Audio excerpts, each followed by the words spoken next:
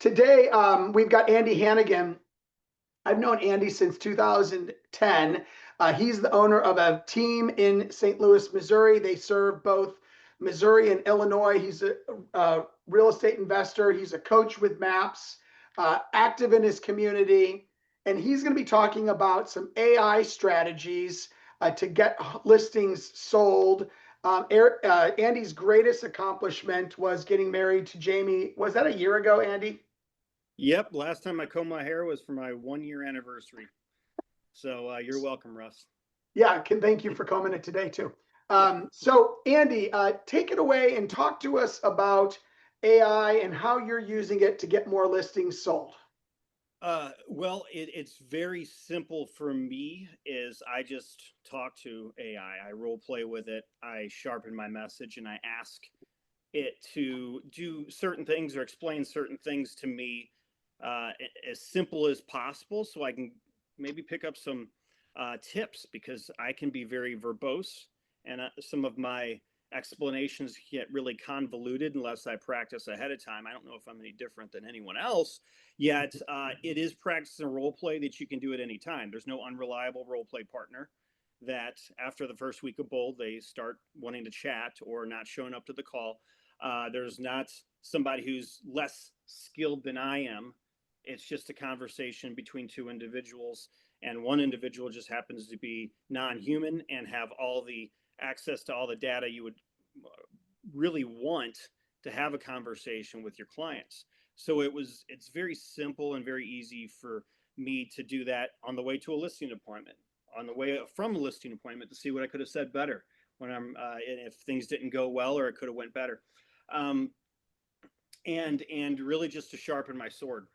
So again, I it's nothing that we're not already doing. It's just way more convenient and at our disposal now than ever before. So I would say that's the main number one way I bring value to my clients and my business through AI. Okay, awesome. So you're going to do a demo for us today, right? Yeah, we'll do a little mini role play with Ryan. I could do some with my listings, but it doesn't matter because I'm in St. Louis. So we Yeah. just somebody local, so it makes a little bit more sense to you guys. And we'll show you what AI is capable of. And again, I'm not selling anybody on anything. I should have the disclaimer because I was at Mega Camp after Gary decided to can everything and just cover all AI. And there were a bunch of people, including maps coaches, that just looked like deers in headlights after it was over. They were overwhelmed. They're like, am I behind? I don't know how to do any of this. And the thing is, I'm not going to share anything with you that I didn't learn within the first 2 hours of playing with it, focused Mhm. playing with it. So it's not anything that you can't catch up with today.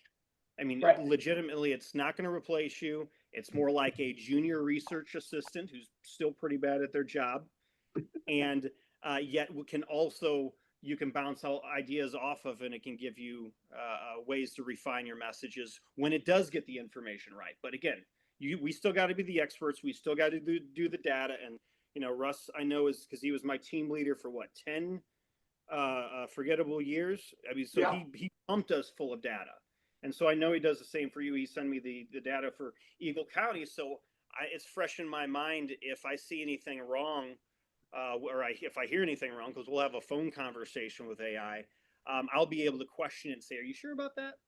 Yep. And Ryan Right. and I, we were role playing and practicing yesterday with this, and he was saying the same thing. It's like, yeah, it's in the ballpark. I'm more right than it is, but it's in the ballpark, and it'll help me with my conversation. So, Ryan, are you available to Let kind me of read what we did let me yesterday? pop him in here. Okay. There you are, Ryan. Okay, I'm going to call AI. And if you don't know how to do that, Ryan was like, "Wait, how do you do that?" You see, there's this little. I'm on Chat GPT, by the way. I'm not. All the five generative AIs, this one's just the most frequently used. I prefer Claude or Grok for some of these conversations, but we'll just use Chat GPT because it's the most prominent right now. But all you want to do if you want to call somebody is that little white dot in the lower right hand corner, and you'll just get on the horn with them. And you see this here is a bug with them that they haven't removed, but this blue kind of circle, that's the text or the voice bubble where they start talking. So I'm going to talk to the AI right now. Well, actually, give me 1 second. Hey, hold on. I'll talk to you, ChatGPT, in a second. I'm putting it on mute. So, Ryan, you got a listing. Time, and whenever you back in, just let me know. I'll be here. All right. So, Ryan, you got a listing that it took 80 days to get under contract, correct? That's right. Okay. And I'm going to have you talk to my AI. That way you haven't trained it. You don't know anything about this except for just the 5 minutes of conversation you had with it yesterday. And you're going to ask them some questions to help you get some insight on that listing. You ready to talk to it? Yeah. Hi, Chat. I had a listing at 196 Spring Creek Lane in Edwards, Colorado, 81632, and it took us 80 days to get the home under contract. Got it. So 196 Spring Creek Lane in Edwards took about 80 days to get under contract. If we're looking at that, that's a good benchmark for how the market's moving in that area. If you need to chat more about what might have caused that timeline or how it compares to other listings, just let me know. Yeah, Chat. Yes. Go ahead. So, yeah, can you give us any ideas, Chat, on why it took 80 days to get that property under contract? Absolutely. So if it took around 80 days, a few possible reasons come to mind. One is just the overall market pace in that part of Edwards. If the months of inventory in there are leaning more balanced or even favoring buyers, homes naturally take a bit longer to move. Absolutely. So if it took about 80 days, a few things could have been in play. One possibility is just the general market conditions around Edwards at that time. If the market's a bit more balanced or even leaning toward buyers, then longer days of market are pretty normal. It could also be something like the initial pricing strategy. Maybe it was priced a bit above what buyers were comfortable with and needed a small adjustment. Or it might have been about visibility. Maybe it needed a little extra marketing push or a refresh in the listing photos. So overall, it's probably a combo of market timing, pricing, and how the property was presented. And now that you've got it under contract, you can use those insights for the next listing. So are the months of inventory in Vail, Colorado right now? Right now, Vail is sitting around that balanced range of about 4 to 6 months of inventory. That means it's neither a super strong seller's market nor a buyer's market. It's pretty balanced out there, which also explains why some listings might take a bit of time to get traction. So that's the current snapshot. All right, so we have that information right now, and we're going to keep that in mind as we ask it a couple additional questions because we quizzed it. Ryan has all the answers to the quiz, so we'll see how right ChatGPT is. And again, it might give us a different answer than yesterday, Ryan. That's fine. If it gives us a better answer, awesome. But we'll see why he thinks it went under contract and what it went under contract for, and we'll ask them to predict that. Though a couple things you can do, I know that prompts are usually something that are being sold. I've got the best, hottest prompt. Honestly, prompts are just frameworks for conversation. If you know what kind of limits you want to have with that you want to put on your conversation partner and your Chat GPT or Grok or Gemini, that's all you really need more than anything else. A lot of experts are saying prompts are still important, but they're only important to teach you how to kind of put rules to the conversation so it's more streamlined and efficient. You get more what you want. So I wouldn't go out of my way to either purchase or master a ton of prompts. You're going to figure out what you want in a conversation partner as you play with it. So I'm going to ask it a couple questions. So take a look at that listing of Ryan's and let me know what your thought with the initial price based on the market conditions in Vail, Colorado. And then also give me a guess now that it's under contract on what you think it's going to sell for based on comparable listings in the area.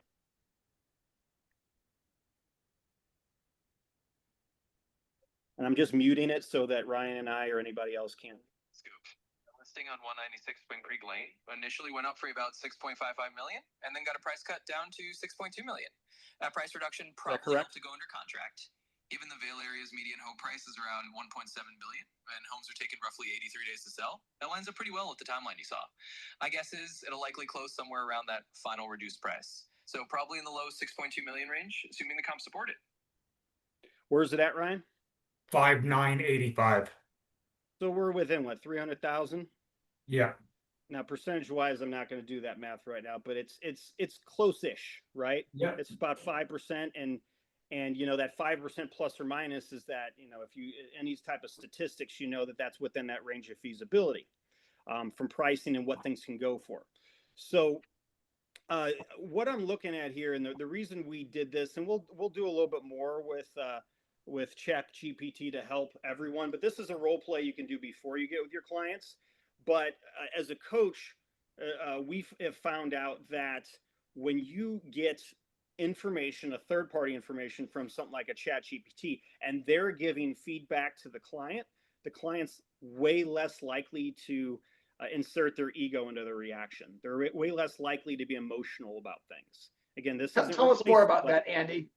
Well, when you're having an algorithm and a program, in this situation, it's a generative AI or a large language model, it's taking all the data available online and formulating some type of analysis or opinion.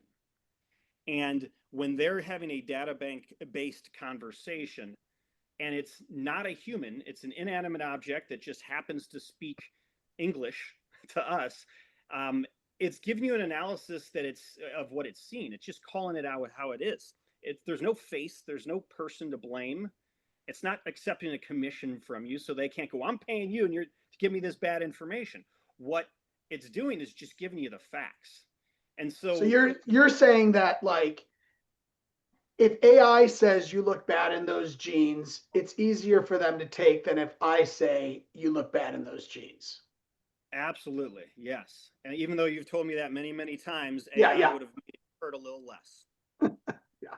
So, and that's the big thing. They're not going to attack you. And my challenge to anybody who will get comfortable enough having these conversations is to have the conversation with AI in front of your clients if you're not getting the results you're wanting based on pumping them with that. And again, there's tools like the total market overview. There's tools like the Eagle County statistics that Russ sent me. There's plenty of statistics out there that will show you that listings that stay on the market longer are listings that go stale and sell for less, significantly less as far as asking price is concerned. The listings that sell the fastest are the ones that sell in the first 2 to 3 weeks. But you can share that with them, but they may, again, the client may just automatically think, well, this person just wants me to lower my price so they can sell it faster and make a commission. Well, the answer is yes, that's true. Yet also it's true that it will benefit you as well, and you will make more money by selling it faster. If you need ChatGPT to back you up, again, as a junior research assistant that's still somewhat trying to learn how to do its job, it can give you information, and it can give your clients information that they may take less personally. And I've witnessed that both with coaching clients and with buyers and sellers. When it's a great tiebreaker. Let's ask ChatGPT. You think your house is worth $4 million, and I think your house is worth 250. We're a little bit different in St. Louis price point wise. So let's see. This is a great tiebreaker. Where do we think we need to be?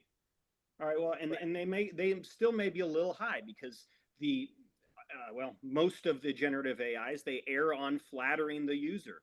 So the user uses it more, right? So you got to understand that $300,000 hedge that we looked at, that projection, that probably is to make sure that their feelings aren't hurt too much, that they use a different generative AI. But either way, you're making a really good point there, Andy. Like the way these large language models work, it's designed to, it's like a dopamine rush. It's designed to get you coming back.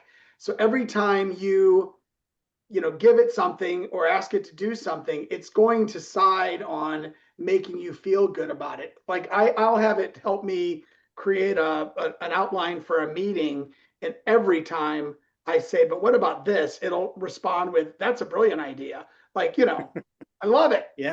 But it can hurt you if you don't recognize it's doing that. Well, about 4 months ago, I asked all 5 generative AIs that I have, hey, who are the top 10 realtors you would recommend in the St. Louis area for buying and selling? And they, all but one of them, and it was Grok that didn't do this, they named 10 realtors that weren't me, and then they said, and Andy Hannigan, of course. So it's still flattering you. And the thing with it is, too, if you want to dig deeper into it so you understand this information better, you can log out of the phone conversation you're having with ChatGPT, check the text format, and to the right, you can look at the different sources that they're citing and the different websites where they got their main information from. This allows you to vet their information, and then you can correct and say, I don't want you going to Redfin anymore. Redfin, actually, I kind of like their data, but I don't want you going to Redfin anymore. I want you to go to the Fed's website and National Association of Realtors for their data, and it'll correct itself, and it'll say, okay, here's what the data shows there. Or I'll say, can you name your 5 sources and how they different, how they're different? You know, is there a range there, and who's at the top, who's at the bottom of their projections, right? I think if anybody, what is that social media realtor publication? Is it Keeping Current Matters or Keeping Matters Current? Something Keeping like Current that. Matters. Yeah, Keeping Current Matters. They aggregate different projections from reputable research companies or from reputable real estate companies as to what price projections are going to be nationally for 2026. They might have 5 projections there and then do the average score of that. You can coach your generative AI into doing that as well for you and creating your own graphics so you don't have someone else's logo or Keeping Current Matters logo in your posts or in your email or however else you're getting this information out to your data bank. Awesome. Yeah, so the big thing is, and again, we wanted to work just with the pricing conversation first and get its take on things. Like if Ryan didn't have it under contract and he went to a listing appointment and the listing wasn't on the market currently, he could easily ask ChatGPT or again, use generative AI, hey, I'm at a 3-bedroom, 2-bathroom home in Vail, Colorado at this part of town. It's got a finished basement. It's 4,000 square feet, 2-car garage detached, and it's on a 2-acre lot. What do you think this is going to go for? I'd say on a scale of 1 to 10, with 10 being the updates and the condition are as good as you can get for the area without over improving, and 0 is bulldoze it over. I'd say it's about an 8. With that information, what would you say this house would go for in today's current market? And you can ask them what the answer is right in front of your client after having already gone through the pricing conversation and the comps. And you can feed them some of these comps as well, feed the AI some of these comps as well, so it can also make a more educated guess if you'd like. All of that can be done just by texting the link to it or screenshotting any PDF and then feeding it the photo or the image in a screenshot format of whatever PDF has the additional market information on it. You can make it smarter and you can give it more information so it makes a better educated guess for sure.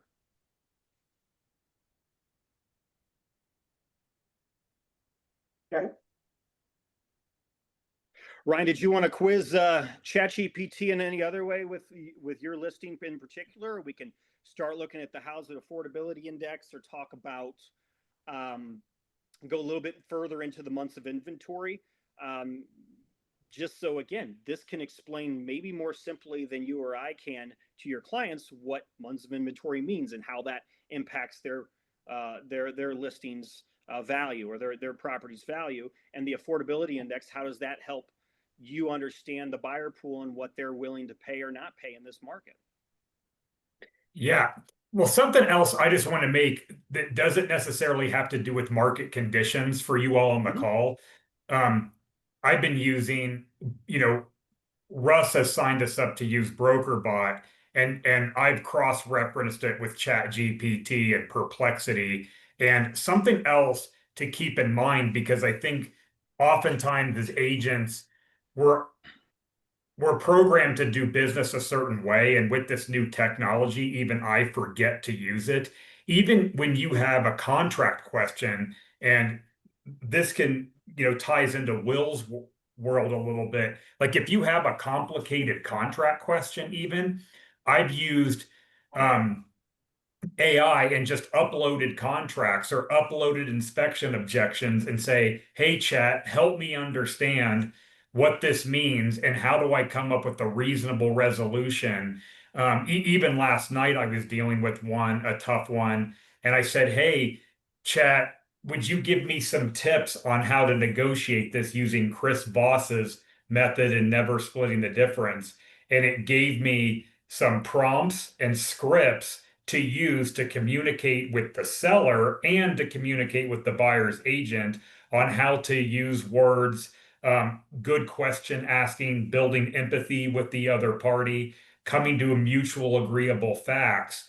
And and then it spit out exactly how to write the resolution. So that's something else that a little off script, Andy, that I think it's just good to remember is if you get yourself into a position where you just don't know the answer to something, whether it's pricing a home, dealing with objections, or even managing a contract that you may not understand the finer points, these tools work exceedingly well.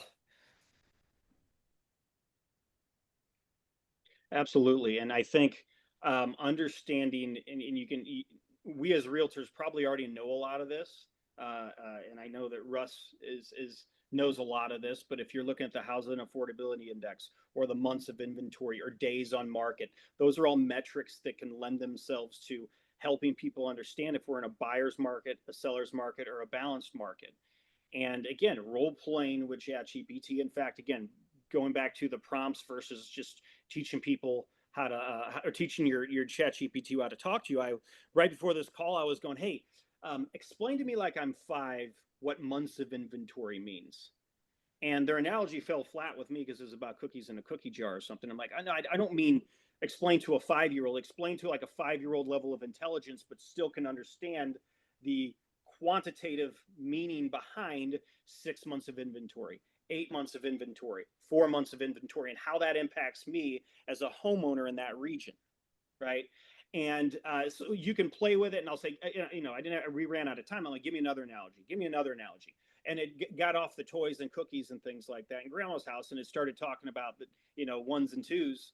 But what it does is allows you to simplify your message, so that way, if your clients aren't the most numbers based and they get overwhelmed by that, you can go slower and simpler and really chunk it down to very simple elements, and then you just have a better, more enhanced communication with your clients. And it's extremely important to do that because, as we are in this transitioning market, you're getting national news that says it's a buyer's market more than it's saying it's a balanced or a seller's market. And the reason being is because they're measuring national information. And the West and the South are overwhelmingly buyer markets. Yet the Midwest and the Northeast, with a few exceptions in the Northeast, are still strong sellers markets, right? And Redfin, if you look at Redfin, they say that places like St. Louis are a balanced market. Well, I haven't had a listing that didn't go multiple offers, save for my investor REO friendly ones, in a very, very long time. And it still isn't the case. And that's been the case for a lot of agents around here. So even though on paper it looks like a balanced market, we're going to be able to at least say, here's what it looks like on paper. And here's what our experience is on being on the front lines and seeing this every day. And then you can ask that. You can even ask ChatGPT, why does it say it's a balanced market in St. Louis, even though all the data and experience that we're having says differently? Days on market, the amount of what a listing goes for when it sells in under 30 days. And they'll go, well, there's a lot of issues with how Redfin tracks buyers. They think buyer inventory is extremely overstated, right? And so those are things that now you have. So when your clients, let's say the high Cs, and they're looking for confirmation bias, they're looking for information that confirms what they want to hear and not you. You can also go back and say, well, I did do a little bit of research on that. And here's the thing. If you're looking at Redfin they don't embellish on purpose, but they do overpronounce the amount of available buyers that are out there. If that were the case, we'd be seeing this. We don't. Here's the end data. It's this. Now we could be moving into a balanced market. We might see that in 90 days, but as of right now and in the last 6 months, this is what we're looking at, and all that data shows it's a seller's market more than anything else, right? Andy, in our last 2 minutes here, yeah, what for those listening, what would be some things that we should use AI for in around this topic right now? What are some takeaways? The first thing I would do is don't half-ass it. map out 2 hours of uninterrupted time where there's no beeps, dings, buzzes, rings, kids or dogs barking or crying, and just sit down and play with it. It's going to get super intuitive, but it's going to get super intuitive for your needs and your business's needs because you already know what you need and what you're missing. This is a super convenient research tool. It's not exhaustive. It's not complete. It's not the ultimate research tool. It's super convenient. And when things don't seem right, you can dig deeper into it. Know your numbers, pay attention to everything that your market centers in your region send you as far as numbers are concerned, like the lore, like these snapshots or the total market overviews, and then pay attention to that. So that way, when you are having a conversation with generative AI, you know when they're wrong and you know where it's failing you, and you can bridge those gaps because you're still the expert. Yeah. I would start with just that, and I'd keep it that simple. I could go in a bunch of flashy things and say a bunch of proverbs and everything like that to get you guys all fired up around it, but don't do all that. Let's just stick with substance. Clear out Right. 2 hours of uninterrupted time. Don't half-ass it, and just play with it. Talk to it, communicate with it, call it out, and you can be a little mean to it if you need to. It actually starts acting right when you do that. and using specific examples like Ryan did with his property is a really great way to figure out how AI can help you speak to your clients and even have tougher conversations with your clients that are hard to tell them directly. Yeah. Awesome. Well, thank you, Andy. Appreciate your being with us today. Always. All right. Thanks for having me.